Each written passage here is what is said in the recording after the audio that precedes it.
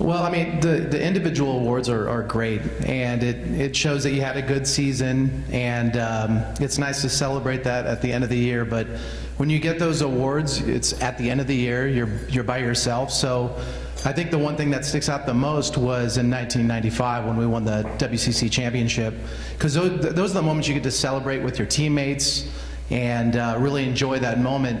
Plus, it was actually the only year we went to the regionals, which was my freshman year. So, you know, the other 2 years were kind of waiting by. We're at the Pepperdine campus when it was all shut down, staying in the dorms, and we're kind of watching ESPN to see if we make a regional, and we came up short those last 2 years. So when you get to celebrate those moments together as a team, those are the ones that are most special.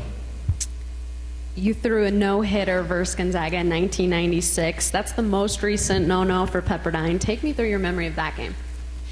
Well, you know, I was talking to Coach Hertz from Gonzaga, and the one thing that I am in disbelief about is that it was 22 years ago, and that makes me feel really old.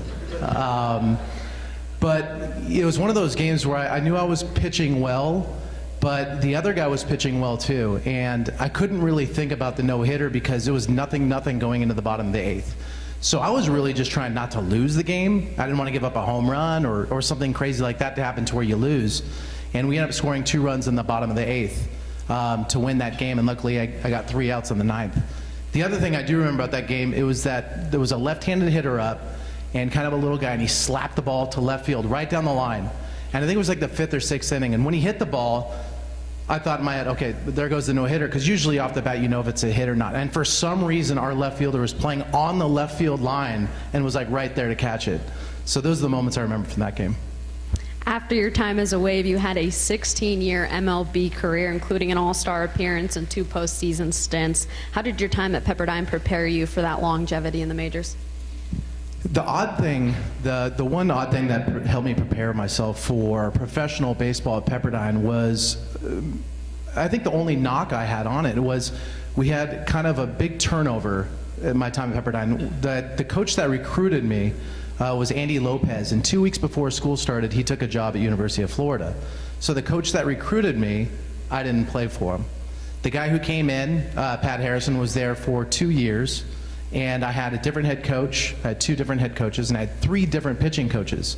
And professional baseball, that's the way it is. You're going to have a different coach every year, and with different ideologies, different philosophies.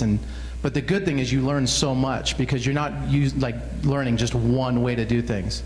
So having 3 different pitching coaches, and first and foremost, my freshman year pitching coach, Jeff Zahn, taught me everything. I mean, I was an outfielder who was on the mound throwing as hard as I could, and I had no idea what I was doing. And he came in and kind of taught me how to pitch and kind of the art of what to do out there. And that was a huge impact on my career. You've already been inducted into the Pepperdine Hall of Fame. What has this school meant to you? It was a special, special time. It was a very small school. It actually was not. You get 5 recruiting trips. I did not take a trip to Pepperdine. I went to basically all the other Southern California schools and NC State, which is a long story. But I didn't think I was going to go to Pepperdine, even though that was a school that had a lot of sentimental value to me. My dad used to take me to a lot of Pepperdine baseball games, and sitting at that field, if nobody's been there, it has a horrible view of the ocean while you're watching a baseball game. And I'm sitting there watching games, and I thought, as a 12, 13, 14-year-old kid, I'm like, it would be amazing to play here. And Pepperdine, like many private schools, is not inexpensive to go to. So I knew that tuition would not happen, and they had a reputation at that time of not giving full scholarships. So I didn't think it was even going to happen. And then I remember when I got the offer, even though I didn't go on a recruiting trip, to go there, it was an amazing choice. I had amazing teammates, great coaches, and just a great time there. Dave mentioned in your interview that we didn't get into the video that you were about to become a father. Has that happened, or do you have the child yet, or how's that going? Not quite yet. My wife is 30 weeks pregnant. It's our first child, so we're extremely excited about it.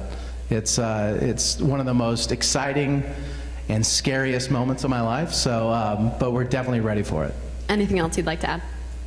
I just would really thank the WCC for this event and this honor. It really is an honor. It's an amazing experience. I'd like to thank Pepperdine for the opportunity to start my career and always being there. And again, my wife, she came with me in my second half of my career.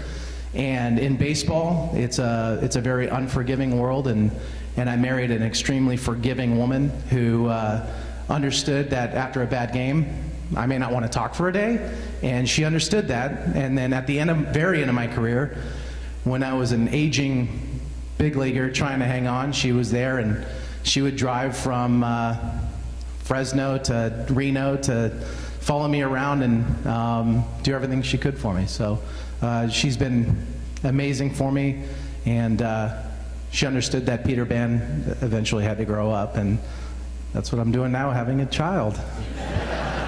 Congrats, thank you. Thank you.